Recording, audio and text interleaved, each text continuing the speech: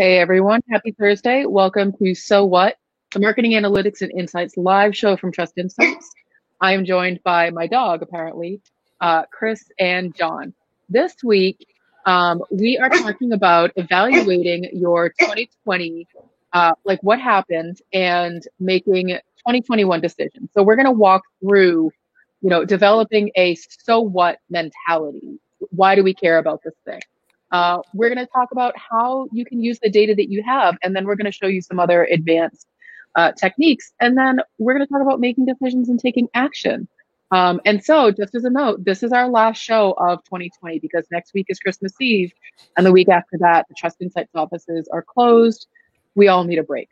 So, please enjoy our last show of 2020. Chris, what's on tap first? All right, so let's talk about what happened. So the place that we want to start with anything is to figure out what exactly happened this year. We know the macro big picture stuff, but we want to specifically look at our data. And the thought we had for the show was to make it kind of like almost like a staff meeting, like you get a chance to sit in on essentially one of our marketing staff meetings to figure out what are we going to look at for the previous year. So I'm going to look at a couple of different things.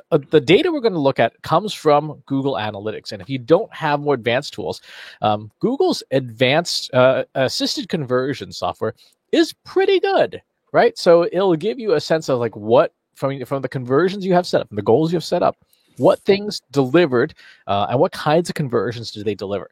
So here we're looking at, this is the Trust Insights profile. We chose our goal, our thank you page goal.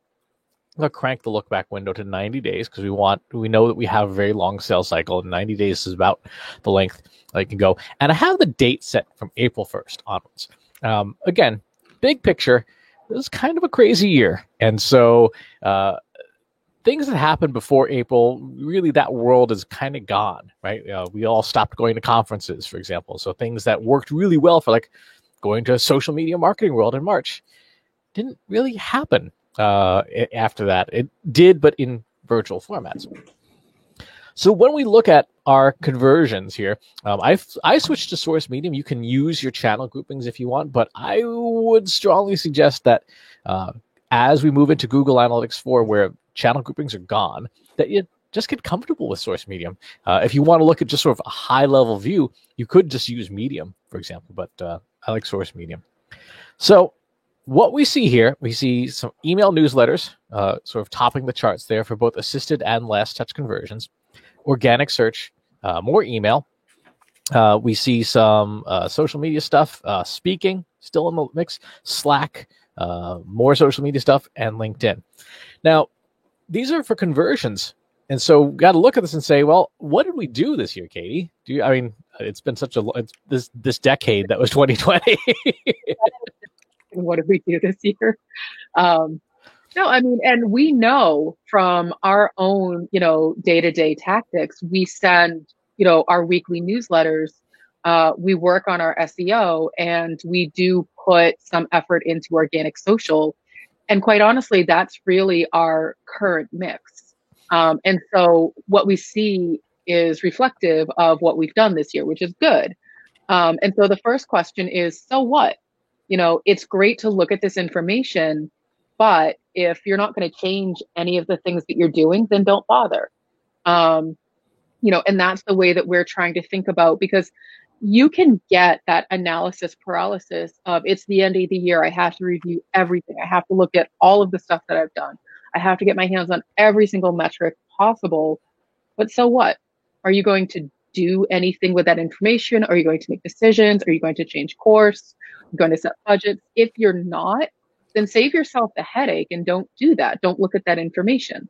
Like or if you just have time, like the nice to haves, that's great. But making the hardcore decisions, don't bother. So with this, Chris and John, what I would probably say is we're doing pretty good on Google Organic. There's more that we could be doing.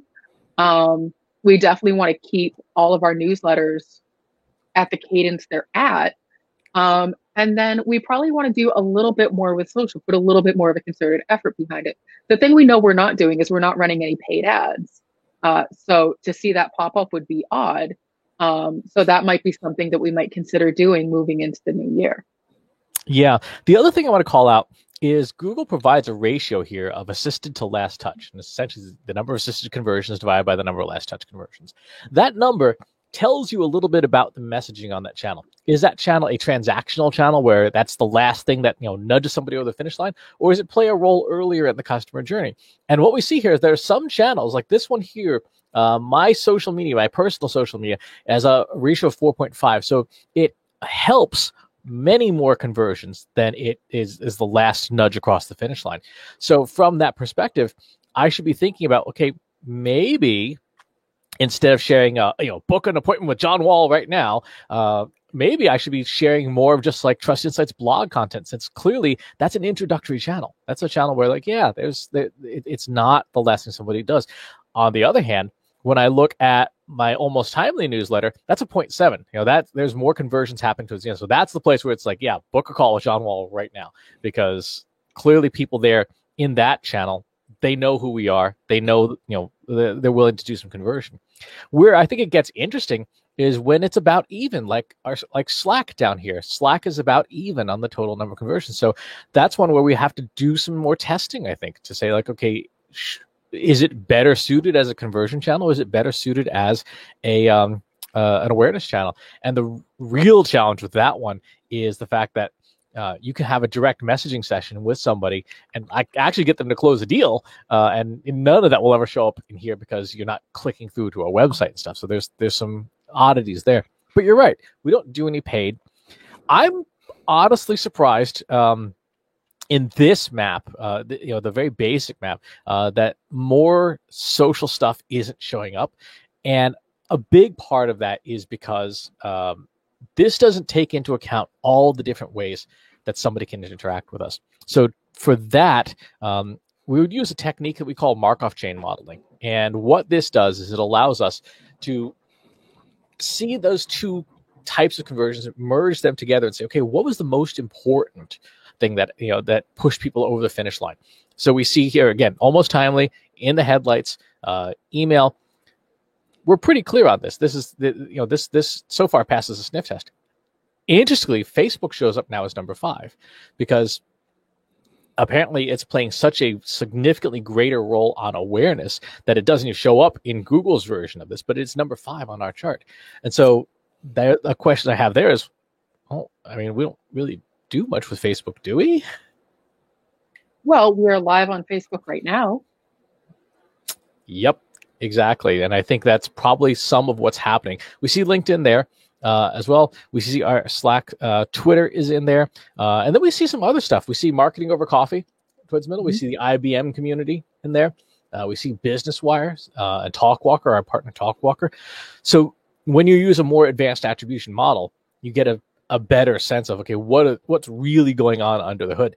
And from this, I would say, we are probably doing okay with social. If I go to just a channel level view, social is actually the second largest converting channel above organic. And to me, that says, yeah, we really need to work on our SEO. Organic, yeah. Well, and the other, Go ahead, John. You were going to say. No, it's just organic. That just jumped right out at me. Because we see a lot of clients where that organic is their number 1 and by a long shot. And that's usually the first thing we're telling people is like, buddy, you can't have your whole breadbasket relying on Google not changing the algorithm this week. It's true. And the other thing I wanted to point out, Chris, if you go back to the other view of this chart, is one of the things that we do to sort of help bring that awareness is we cross-post on all of our different properties. And so seeing Marketing Over Coffee on there makes sense because John does throw out those links to Trust Insights, either through his social channels or through his newsletter. And Chris, your personal website and your personal email also cross-post to Trust Insights and vice versa. I would expect if we ran this for your site, then you would also see in the headlights, which is the Trust Insights. And that's the kind of link swapping and awareness that we would hope to see by taking that tactic as well. So if you have multiple properties or if you have other partners, you want to make sure that you're getting that that traffic back as well. So Katie, that's a really important point that we have a network of sites working for us. Should we build additional sites next year? I really think it depends on the goal. Like, what would be the goal of having additional properties? And so, if you wanted to build out a learning academy, for example, that was separate from the main Trust Insights website, which is essentially just a marketing brochure with some calls to action, then I think that would make sense. And then you could link the two back to each other. So I think that there's reasons to build additional properties, but you need to make sure that you're doing it not just to do it to have other properties, because then what ends up happening is then you just have other websites to maintain and to do the SEO on, and to newsletters that you have to manage, and you're just creating extra work for yourself. So do it with purpose. What about a news portal that was automated? Since we already curate the news for our blog, for our newsletter and stuff like that, and we have trustinsights.news, which is our link shortener. What if we were to offer, just have it out there again purely for organic search purposes, but using that as a fourth site next year, to try and create a reasonably valuable but automated portal of here's the news and stuff that we're tracking. So then my first question to you, Chris, would be, why wouldn't we just build it within our own site? Why would we need a whole new site for that? That's a good question. Two things come to mind. One is it would be a lot of noise. It would be a lot of stuff that would make it very difficult for someone to find things on our website. We're talking probably 70 to 90 posts a day of stuff because we're pulling from 1,400 blogs in order to curate our news. And we would set a scoring threshold, like only show articles of a score above this amount, so that it's not crazy, but it would still be a tremendous amount of volume. And the second is, as we see with Marketing Over Coffee, and as we know from all the stuff with Google search algorithms, Google is looking for sites to be very clear about their purpose. Our corporate site, the purpose of it is to emphasize our marketing analytics services. Our website is not a news site, but trustinsights.news by definition is a news site. And so we have a very clear purpose, and all the search and all of the intent there would be that. And then the goal of it would be to generate email subscriptions to In the Headlights, drive pipeline, and provide ideally a higher ranking site that could then pass links to Marketing Over Coffee and TrustInsights.ai and KatieRobert.com and ChristopherSpenn.com and make it part of the mesh of these different sites. So I think there's an interesting opportunity, especially since one of the themes that I know we're going to hear a lot in the next year is do more with what you already have. Don't try and buy a $1 million CDP up front. Like, squeeze as much juice as you can. So if we did that with a database that we're already maintaining on a website that we're already maintaining, we could be leveraging that data to greater benefit without substantial extra cost. Yeah, it's funny. I think that there's some interesting challenges and risks around that, but it's definitely better than my idea of Trust Insights fried chicken. So, I mean, I like fried chicken. I know everyone loves fried chicken, but it's hard to tie that back to marketing analytics. Yeah. Okay. So let's move on for a second and talk about the content of 2020. So this is, again, you can do this same general thing with Google Analytics content for site, just what content got the most traffic. And that's not a bad thing to do. In fact, we can pull that up here. If you go into behavior, just go into site content, all pages.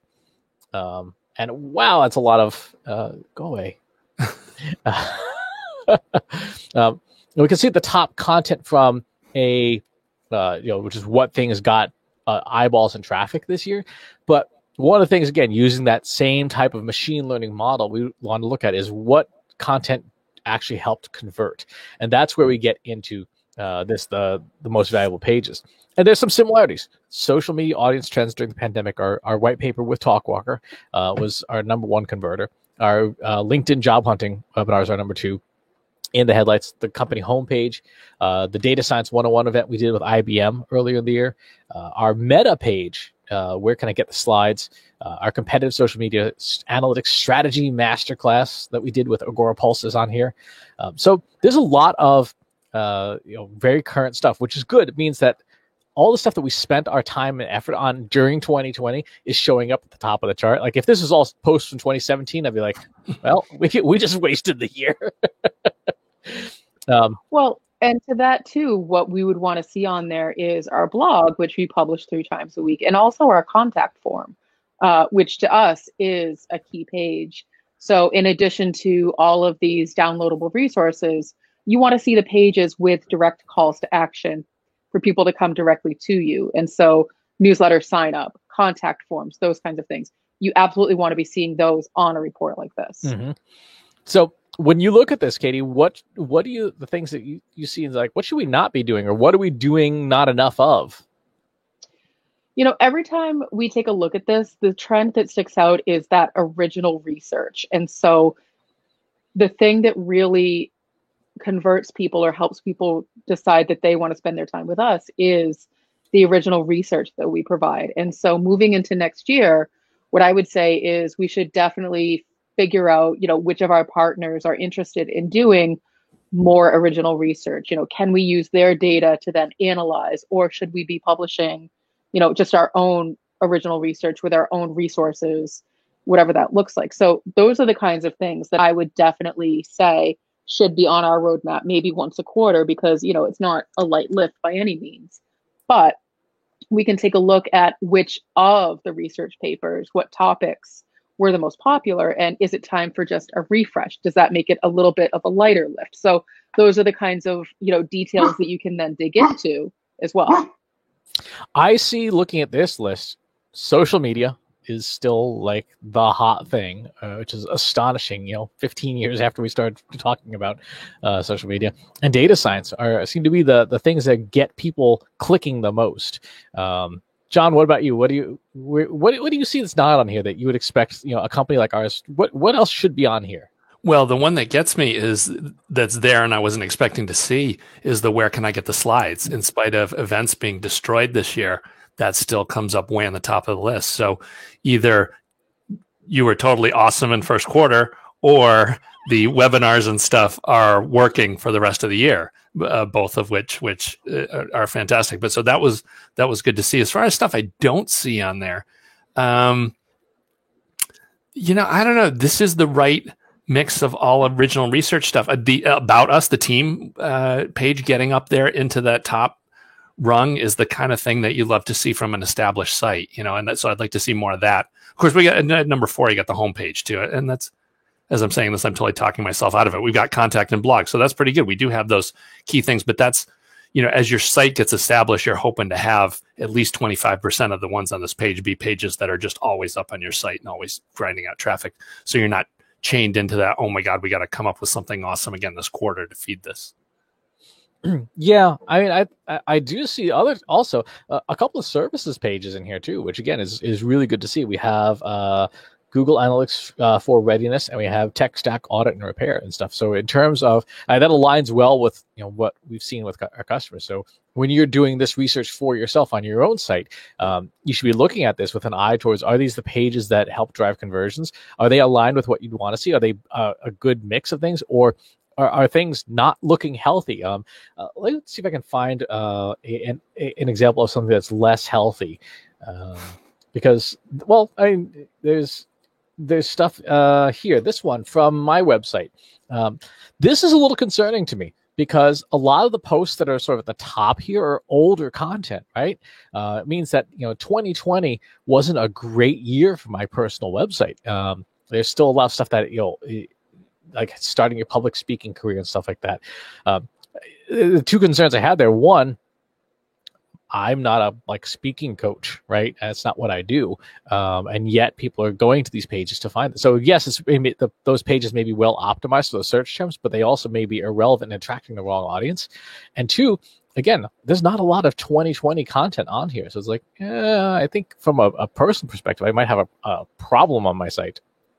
Well, and I think the other thing that as you're evaluating, you know, what pieces of content, you should also start sort of thinking about, how much time am I spending creating this content? And so, you know, Chris, I know that you've talked about your daily process in terms of creating your blog every day. And so if it's, you know, 10 minutes a day, then it's probably not that big of a deal. And you can just sort of pivot some of the topics. But if you're spending hours a day trying to publish a new piece of content, daily or weekly or every day or whatever it is, and it's not showing up, then you have an even bigger problem. So in addition to evaluating which content, also think about the time spent. Are you doing tons of research? Are you paying, outside writers? Maybe it's time for some guest posts. Who knows?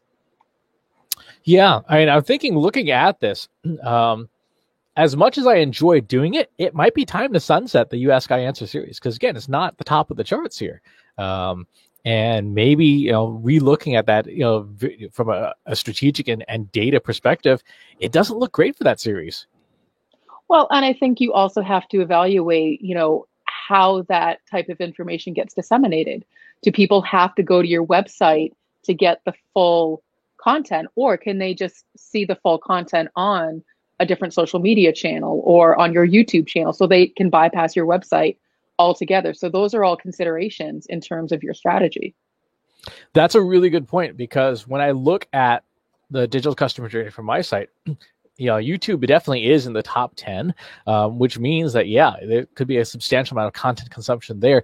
And that's violating one of our first rules of social media, which is never build on rented land. You should always be building your best stuff on your site. So it might be 2021 might be at least from my personal website, the return of the blog, and then possibly, looking at pivoting away from building on Google sites, building on Facebook sites and things, still doing stuff like live streams and things. But, and that's something that we have to give some thought about for Trust Insights too. How much are we building on our site versus how much are we building on other people's properties that we don't own, we have no control over? I mean, that makes a lot of sense. And, one of the things we always tell people is really focus on the digital channels that you own. And so that's your site, your content, your blog, your newsletter. I've seen a lot of people who will post these like long-winded novels on social media, and that never makes it back to their website. And so people don't have to go to a website in order to get the information they need. It's all on Instagram or it's all on Facebook. And then those sites are getting all of the, credit or juice or whatever you want to call it. Yep. Yeah. In fact, we had lunch with somebody earlier this year. It was, they were posting like 12-page like diatribes on Facebook. We're like, shouldn't that be in like an email newsletter or something? So for 2021, then what are we thinking about? So we've had a chance to review our content. We've had a chance to review our channels. What is the mix? What are you thinking, Katie, in terms of the where we should take the company from an external marketing perspective?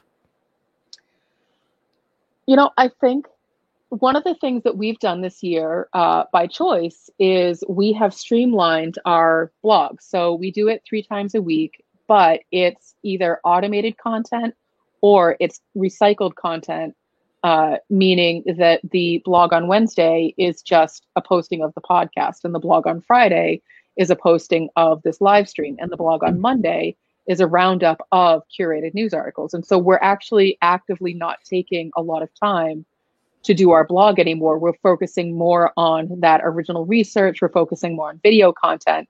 And so that might be something to evaluate, because what we see on that most valuable pages is just blog. And then we see a couple of individual blog posts, but for the most part, it's all of our resources and services that are driving those conversions. And so we either have to make the choice of we continue to automate most of our blog, or we spend a little time and do some testing to see if original content on the blog would drive more conversions. And if not, we go back to just automating all of it. Yeah. So how are we going to approach this? So what's our first steps, do you think? I think our first step is to put together some kind of a content calendar. What the heck do we want to even write about?